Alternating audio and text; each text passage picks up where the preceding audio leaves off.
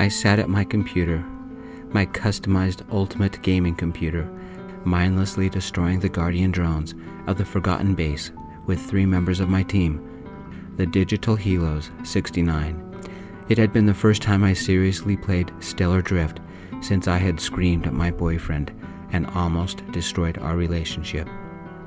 He had thrown me a surprise party, but I'd gotten angry because it was in the middle of a raid, and my character, Masher, almost died.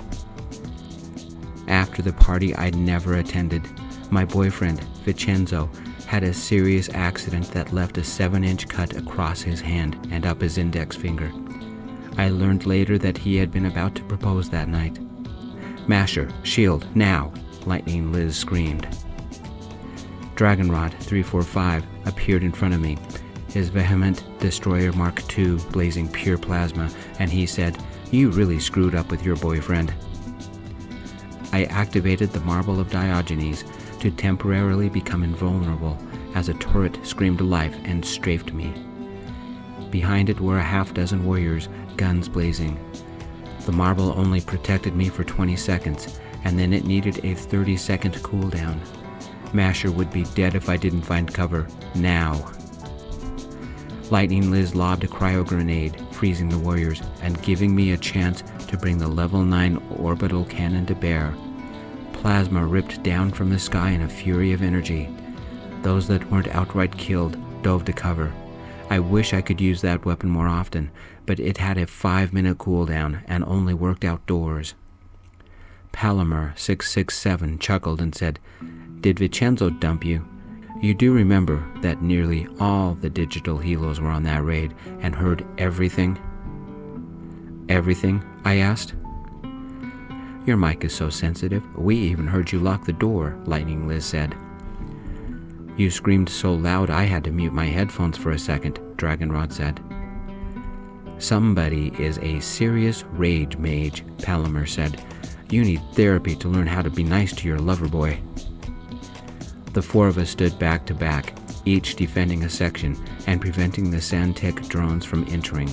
The crawlies were en masse today. Lightning Liz laid down covering fire, and Dragonrod summoned his dragon mace, struck the ground, and created a field of lava. Palomar made a techno gesture and summoned hurricane winds that forced the Sandtech drones into the lava. Several drones merged together, forming a colossal 30-foot tall golem, the avatar of hatred. I stood in front of my friends, activated the Marble of Diogenes, and protected them while they shot the monster. "What do I do, guys?" I asked my friends. "Vicenzo is distant, we barely talk, and he prefers sleeping on the couch to sleeping in our bed. The wound is horrible to look at, but the doctor said it's healing. He thinks he can take the stitches out next week." "Dude," Dragonrod said, "it's obvious. You might have apologized using some pretty words, but you destroyed your boyfriend's trust." "If I yelled at my girlfriend like you yelled at Vicenzo, she'd burn everything I own and then beat me up, and then she'd dump me," Palomar said. "She tougher than you?" Lightning Liz said. "She's a Marine," Palomar said. Lightning Liz loaded her weapon and said, "It's hard to love the same when somebody screams at you like that. It leaves scars that last for years." "Personal experience?" Palomar asked. "Yeah, my ex had a temper," Lightning Liz said. "Scope is picking up an airborne incursion at 3 o'clock. ETA 30 seconds. The crawlies have brought reinforcements." "Good," I said. "That gives the marble time to cool down, and if we can stall them, I'll get the orbital cannon working. What should I do about Vicenzo?" Palomar also reloaded his weapon, but he changed it for his techno-meteor staff. "You have 2 choices. Accept that you seriously screwed up and cut your losses." "I can't do that. I love him," I said. "What's the other choice?" Palomar looked away as he did some type of maintenance on his character, but he said, "Apologize your butt off." Dragonrod switched his weapon to a shoulder-mount Gatling spell crusher, and while it was charging, he said, "Does Vicenzo still love you?" "I think so," I said. "Vicenzo got his paycheck a few days ago and could have left, but he stuck around." Lightning Liz activated a targeting enhancement, taking aim at the incoming enemies. You have a chance then. You have to show him that you're worth sticking around for, because the last thing he remembers about you is an out-of-control screaming maniac. Who would want to live with that? Dude, Dragonrod said, your impossible assignment, should you choose to accept it, is to reawaken the love you destroyed. Then report back. We want details, Palmer said. We made short work of the reinforcements. Then I logged off. It was my turn to make dinner. Nothing fancy. Canned chili with a few fresh ingredients like diced onions, diced red bell peppers, smoked jalapenos, diced cuts of beef, a spicy chili powder from our health food store, and my secret ingredient, smoked paprika. It only takes a few minutes to prepare, and then I simmer it on low heat for an hour. Served with tortilla chips and salsa, it makes a nice meal, with leftovers for our lunches tomorrow. Best part is that it's easy to throw everything in the dishwasher later. For dessert, I bought cookie dough and laid out a dozen raw cookies on a tray. I'd pop them in the moment Vicenzo got home, so their fresh baked scent would fill our duplex. I stared out the kitchen window and thought about what Dragonrod had said. How do Vicenzo and I reawaken the love we once shared? Does Vicenzo even love me anymore? After the way I had acted, was I worthy of his love any longer? His car rumbled as he pulled into our drive and into the carport. I had parked my car on the road, deliberately leaving the drive for him. After all, he had to drive one-handed because of his injury. Taking a last look to make sure the duplex we lived in was neat, I walked outside. Vicenzo still sat in his car, eyes closed, and seemed pale. Was that the medication? Was that the pain? Was he afraid of me? Had I ruined everything good between us? I walked over to him and opened the car door. "Hey, beautiful," I said. "Dinner's almost ready. Why don't we change the dressing on your hand? And have I told you today how much I love you?" Whatever reaction I expected, I didn't get anything. Vicenzo nodded. I pulled him up and quickly gave him a hug. Vicenzo was exhausted, but he stiffened as I tried to hug him. The hug became a very awkward thing. One night was all it took to destroy us. What had my sister, Raylene, said? Someday, she hoped to be as good at destroying a relationship as me. "How's the hand?" I asked, leading my love inside. Taking a seat on the couch, Vicenzo slid the carefully folded blankets and laundry to one end. It had been a week or so since that horrible night, and Vicenzo still preferred the couch over the bed we once shared. Vicenzo finally muttered, "Fine." Boss had me at checkout because he didn't want me shelving because of my hand, or walking around too much. "How did that go?" I asked, slowly unwinding the large bandage. Technically, the doctor wanted the wound to air out, but we used the bandage to protect it during the daytime and to remind everyone to stay away from that scary thing. "Slow and painful," Vicenzo said. "I either used the registered, or I scanned, or I bagged. It's impossible to multitask one-handed, and every time I bumped my hand, it started aching." "The doctor said it should start feeling better," I said. "He's a liar," Vicenzo said, stress in his voice. I finished unwinding the gauze and tried to keep from being shocked. A strange dark cut with 35 darker stitches. The wound was 7 inches long. Several edges were a little pink, a possible sign of infection, and a little pus and/or blood had seeped from a couple of spots. I lightly cleaned his hand, patting it dry, and carefully applied a little bit of the antibiotic cream. Touching the stitches gave me the willies. Does Vicenzo blame me? It was a dumb accident, but I felt responsible. I had screamed at my boyfriend that night, and while he tried to do dishes, a wine glass slipped. Broken glass got caught in the wash rag, and one nasty cut, and because my boyfriend couldn't reach me, I was playing the damn game at the time. He had to get our 80-year-old neighbor to take him to the emergency room. I blamed me. You I hesitantly said a little too loudly, trying to both look at my love and not look at him. You don't have to sleep on the couch anymore. I put fresh sheets on the bed, and I bought a wine bucket we can load with ice, and I bought a nice Chardonnay we can chill in it. I'm not ready yet, Vicenzo softly said. Your music, I said. Why don't you show me what you've been working on? I'd love to hear it. Vicenzo simply said, My hand can't handle a keyboard yet. Besides, you never liked my music. I'm trying to be a better partner. Don't shut me down, I said. We ate in awkward silence after that, and while I did the dishes, Vicenzo ran the vacuum around. Then, while I spritzed up the bathroom with some glass cleaner and paper towels, the doorbell rang.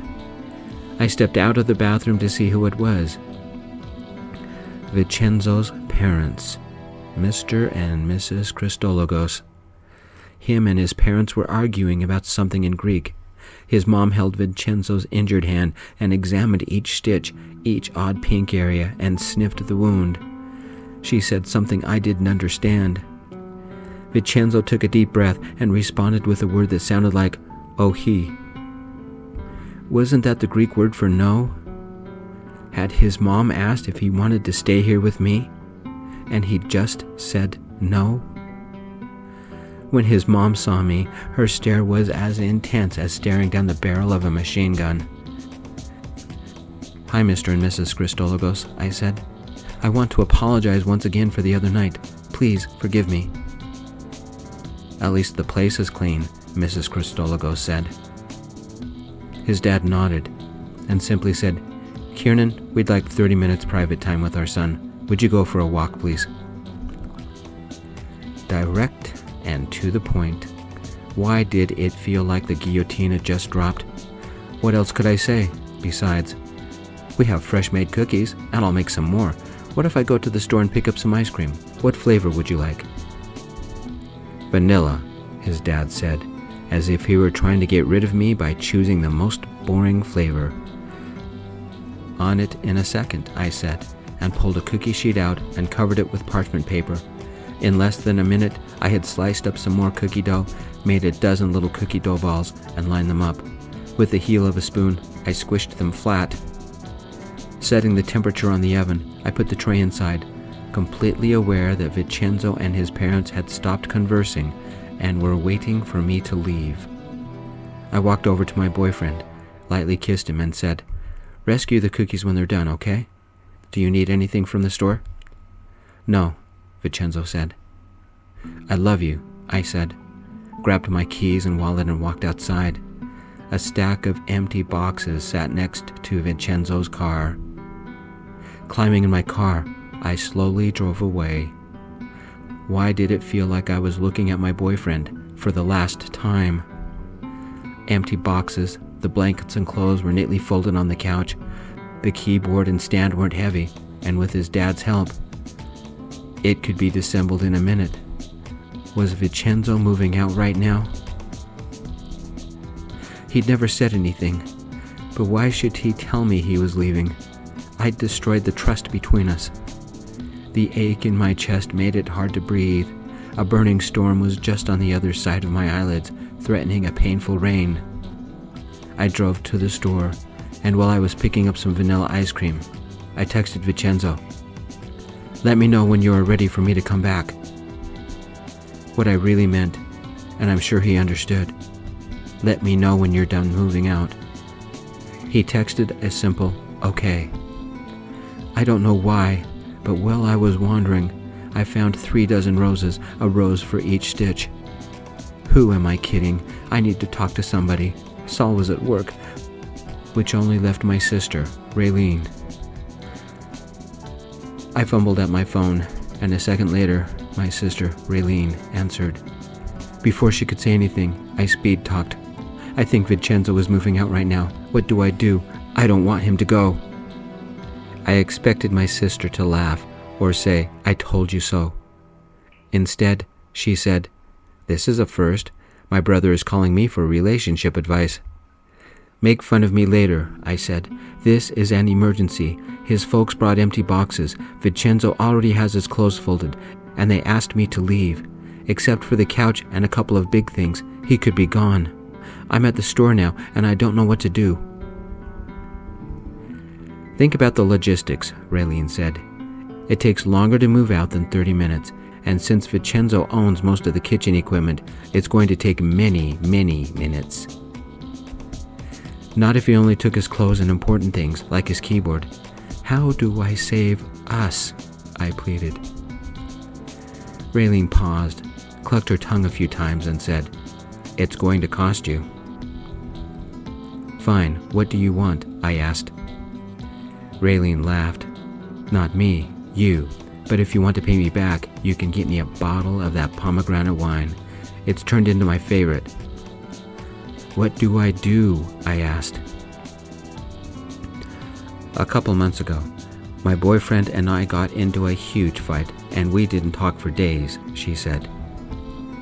What did you fight about? I asked. I was having a mood, and he, never you mind. It's stupid, but it's not relevant. Those diamond earrings I wore last time we saw each other, he got me those, and even though it was all my fault, he said he was sorry. To make sure he knew I was sorry as well, I gave him a get-out-of-jail-free card, she said. A what? I asked. Don't think about it too hard, little bro. It's a bedroom thing, she said, chuckling. For one night, I'll do whatever he wants. Pirates, marshmallow cream, damsel in distress, dominatrix, draw strange pictures on each other with Sharpie. What is important is that in our weird way, we worked through the issues. Comprende, hermano? Actually, no, I said. Empathy 101, she said. When things go wrong, put yourself in your partner's head. Okay, I said.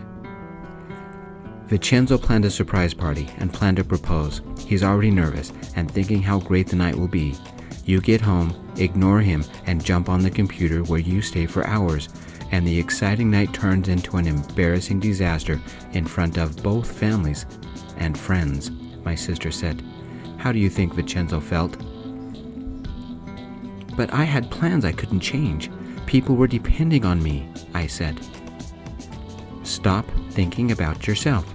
Remember, we're practicing empathy. We're not going into your head, she said. We're going into Vicenzo's. Okay, I said, but I had plans too. Raylene gave a huge sigh and finally said, Would you grow up already? If you want this relationship to work, shut up about yourself and think about somebody else for once. Sorry, I muttered. Quick recap for those of us who are emotionally in the 3rd grade. Somebody wouldn't even enjoy their own surprise party. Vicenzo was left standing there, the ring in his pocket, embarrassed, ashamed, and humiliated, Raylene said. Are you getting the picture? Now take it a step further, and then you scream at him for trying to give you a piece of cake or something stupid. He almost killed my character, I said. How does that compare to a marriage proposal? How do you think Vicenzo felt as you screamed at him? Raylene said. Like he wanted to crawl under a rock, I guess, I said. Spoiler alert, little brother. Your boyfriend was trying not to cry. All his friends, his family, your family, we'd all come to celebrate the two of you, of your life together. And instead of a happy occasion, Raylene whistled like a falling bomb. Boom. Are you trying to make me feel stupid? I asked. What else are big sisters for? She said. What did you do next? I locked him out and he accidentally hurt himself trying to clean up, I said, almost feeling sick to my stomach. You really know how to destroy a relationship, little bro, she said. Are you trying to make me feel worse? I said. Would I do that? Raylene innocently asked. Ready for a baseball metaphor? You've almost struck out. The final pitch of the game is coming at you. It's your swing. What are you going to do? If you do nothing, you lose. If you step out of the way, you lose. If you swing and miss, you lose. Time for a home run before Vicenzo runs home. No pressure, right? Let me know how it turns out. We ended the call, and all I remembered about the conversation was diamond earrings and I need a home run. I went to the jewelry counter and spent too many minutes looking for something perfect that I could barely afford. A sterling silver men's triple bar bracelet. It gleamed in the light. If it would help Vicenzo and me reconnect, to keep him from leaving, to reawaken what we had once shared, it would be worth it. Was I trying to buy his forgiveness? Maybe. I only wanted the ache inside me to go away. Vicenzo's text arrived. Done. Did he mean it was over between us? I bought my gift and more cookie dough and the roses and the ice cream. When I arrived back at the duplex, my chest felt like a hand grenade had gone off inside it. Vicenzo's car was not parked in the drive or in the street or anywhere. I was too late. He had left me. The only person there was our neighbor, Mrs. McGinnis, calmly trimming her roses. Where could Vicenzo have gone? His parents had been here, with empty boxes. Obviously, to help him pack and bring him back to their place. That's where I would start. It took 10 minutes to arrive at Vicenzo's parents' place. A second hand grenade exploded in my chest. His car was there, but there weren't any boxes. Had they unloaded them already? I was too late. What do I do now? The front window blinds shifted a little. Somebody was watching me. Vicenzo wasn't expecting me to track him down to his parents' place. Now he'll think I'm a stalker. Why do I always make things worse? I sent him a text.